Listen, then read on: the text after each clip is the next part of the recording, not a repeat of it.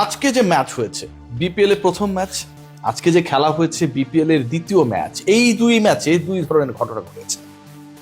31 বলে 51 রানে অপরাজিত থেকে নাজমুল হোসেন শান্তর সাথে নিরবচ্ছিন্ন অবিচ্ছিন্ন জুটি করে দলকে 190 রান চেস করিয়ে জিতিয়েছেন মুশফিকুর রহিম নায়কের ভূমিকায়।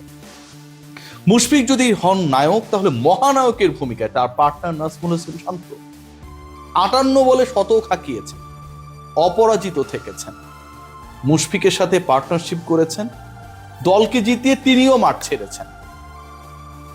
এই যে চেস করা নাজমুল হোসেন শান্ত চলে না টি-20 যে কারো যে কোনো ইকুয়েশনে, ইভেন আমারও, যখন আমরা দল গড়ি কারা কারা থাকতে পারে 15 সদস্যের দলে, কারা কারা থাকতে পারে বাংলাদেশের টপ অর্ডারে, ব্যাটিং ডিপার্টমেন্টে কারা কারা আসলে বড় ভূমিকা পালন করতে পারে বিশ্বকাপের দলে, নাজমুল হোসেন শান্তকে আমি আপনি আমরা কেউ দেখি না। কিন্তু শান্ত আজকে যেভাবে খেলেছে, কিংবা বাতিল হয়ে যাওয়া টি-20 কোনো ধরনের সংস্পর্শে না থাকা মুশফিকুর রহিম আজকে যেভাবে খেলেছে, যেভাবে অবিচ্ছিন্ন জুটি গড়ে 190 চেস করেছে, অনলি লুজিং 2 উইকেটস, আজকের দিনের সবচেয়ে বড় আলোচনাটা সেখানটায়।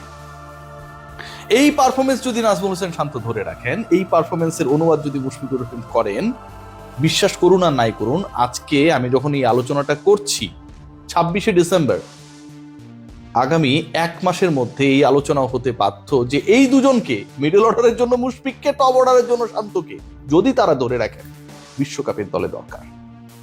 শান্ত কিংবা মুশফিক তাদের এই পারফরমেন্স ধরে রাখতে পারবে কি পারবে না এটা গ্যারান্টেড না। তবে লিলি হুইপচিয়া বডি ওয়াশ যদি আপনি ব্যবহার করেন, তাহলে আপনার বডির ময়েশ্চার ধরে রাখতে পারবেন অন্তত 72 ঘন্টা। সেই আলোচনা হবে, সেই আলোচনা নিয়ে আপনারা অনেক বিজ্ঞাপন দেখবেন, আমি আপনাদেরকে জানিয়ে দেব। কিন্তু আজকের এই আলোচনাটা, এই মুহূর্তের আলোচনাটা টোটালটাই বিপিএল এর প্রথম ম্যাচ এবং দ্বিতীয় ম্যাচকে কেন্দ্র করে। প্রথম ম্যাচ এবং দ্বিতীয় ম্যাচে দুটো অবিশ্বাস্য ঘটনা ঘটেছে। 1,10 লক্ষ টাকায় যে ক্রিকেটার বিক্রি হয়েছেন 110 মানে 1,10 কোটি 110 লক্ষ টাকায় যিনি বিক্রি হয়েছেন নিলামে, সেই ক্রিকেটার, কমিটির দলের ক্রিকেটার, যেহেতু বিসিবি চালাচ্ছে এই মুহূর্তে নোয়াখালী, তিনি 11 বলে 11-র বেশি করতে পারেন নাই। এক্সপেকটেশনস ওয়াজ স্কাই হাই। আর যেই মুশফিকুর রহিম একদম শেষে গিয়ে বিক্রি হয়েছেন, একদম লাস্টের কলগুলো যখন হচ্ছিল, ঠিক তখন মুশফিক দল পাচ্ছিল।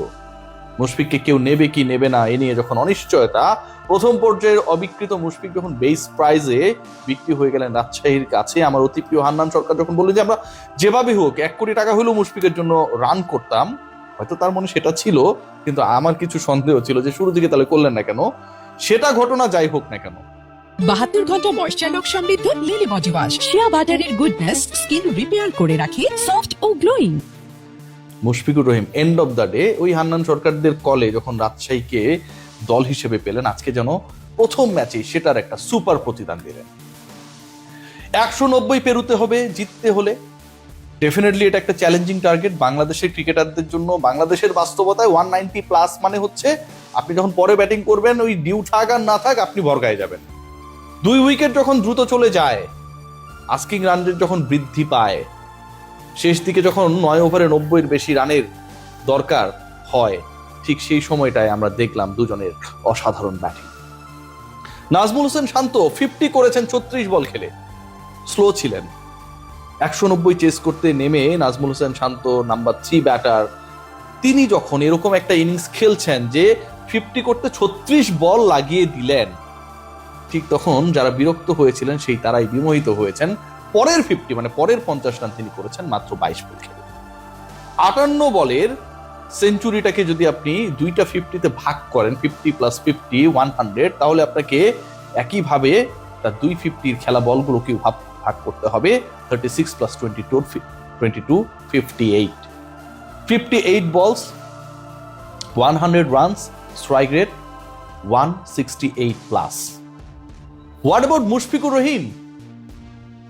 একজন রাজশাহীর, আরেকজন বগুড়ার, এই দুজন মিলেই যেন উত্তরবঙ্গের দলটাকে টেনে তোলার দুর্বার দায়িত্বটা গ্রহণ করলেন। যদিও এবার রাজশাহীর নামটা দুর্বার নেই। মুশফিকুর রহিম খেললেন অমায়িক একটা ইনিংস। যে মুশফিককে নিয়ে এক্সপেকটেশনস অতটা ছিল না, ওই সময়ে মুশফিক ব্যাট করতে নামলো কেন, নামানো হলো কেন, এরকম ডিসকাশন, অস্বস্তি যখন অনেকের মধ্যে ছিল।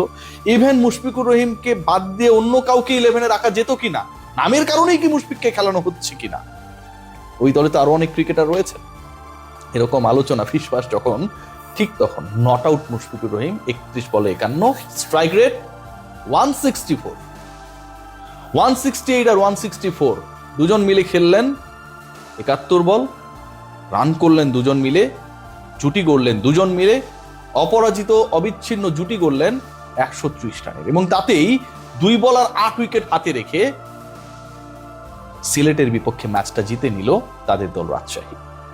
যেই সিলেটকে মনে করা হচ্ছিল 190 করার পর দে আর ইন আ সেফেস্ট প্লেস, সেই সিলেট মাত্র নিতে পারলো 2টা উইকেট, এবং সেই সিলেটের হয়ে আজকের এই ম্যাচটায় ডোবানোর ক্ষেত্রে আমার কাছে মনে হয় ম্যানেজমেন্ট একটা বড় রোল প্লে করেছে, অগ্রণী ভূমিকা পালন করেছে। আমরা যদি খেয়াল করে দেখেন যে সিলেটের ব্যাটিং অর্ডার, অনেকেই বলবেন রিয়াসাত ভাই আপনি 3 লাইন বেশি বুঝেন। ভাই আমি 3 লাইন বেশি বুঝলে আপনারা 2 লাইন কম বোঝেন।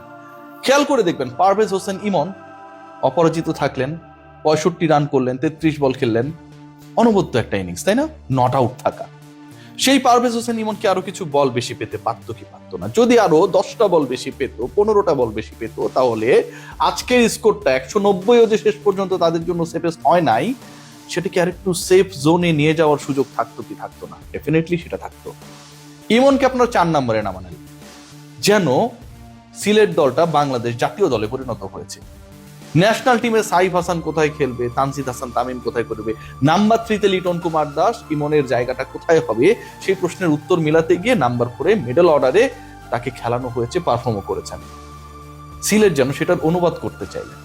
যেই জাজাইকে নাম্বার 3-তে খেলানো হলো এবং নাম্বার 3-তে তিনি যে খেলতে নামলেন, যেই ক্রিকেটার আমার ইমনের থেকে তুলনামূলকভাবে অনেকাংশেই আউট অফ ফর্ম, গত 1 বছরে তিনি তার ন্যাশনাল টিমে কলই পান নাই, লাস্ট ম্যাচটা খেলেছেন গত বছরের ডিসেম্বরের 11 তারিখে। সেই ক্রিকেটারকে যে আমরা বলি না যে আমরা আসলে অনেকটা ফরেনার প্রীতি, বিদেশি নারীরা এসে বাংলাদেশের কুলাউড়ার যুবককে বিয়ে করলে আমরা এটা বড় করে নিউজ ছাপাই, অথচ কুলাউড়াতেই অনেক ভালো ভালো ছেলে, কৃতি সন্তান, অনেক ভালো ভালো সাকসেসফুল জায়গায় গেছে, তারা কোনো সুন্দরী রমণীকে বিয়ে করলে সেটা নিয়ে আমরা নিউজ করি। তাইওয়ান থেকে কোনো একজন প্রেমের টানে বাংলাদেশে চলে আসলে তাকে নিয়ে আমরা বিশাল হেডলাইন করি, কিন্তু বাংলাদেশে ওই তাইওয়ানের যুবকের থেকে অনেক কর্মঠ ছেলে, অনেক সুদর্শন নারীরা থাকার পরও তাদের দিকে আমরা তাকাই না। সো এই জাজাই যেহেতু বিদেশ থেকে এসেছে, তাকে খেলাতে হবে। আর আমার ন্যাশনাল টিমের ইমন নাম্বার 4। ইমন যদি যেভাবে খেলেছেন, 200 স্ট্রাইক রেটে ব্যাট করেছেন অলমোস্ট, আর মাত্র 15টা 10টা বল বেশি পেতেন, আমার কাছে মনে হতো বা মনে হচ্ছে হতেও পারতো এটা, যে আজকের এই ম্যাচে সিলেটের যে স্কোর বোর্ডটা শেষ পর্যন্ত 190-তে গিয়ে ঠেকলো, সেটা আরো বেটার হতে পারতো, এবং সেটা হলে অন্তত একটা মিনিমাম চান্স আমরা বলতে পারতাম যে মেহেদী হাসান মিরাজের দল পেতেও পারতো। But I am very much doubtful যে আসলে তারা সেই সুযোগটা পেত কিনা। মুশফিক আর শান্ত যেভাবে খেলেছে, যেভাবে ডমিনেট করেছে, যেভাবে বিল্ড আপ করেছে, যখনই প্রেসার ক্রিয়েট হয়েছে শান্ত ছক্কা মেরেছেন, 4 মেরেছেন, প্রেসারটা কমিয়ে এনেছেন।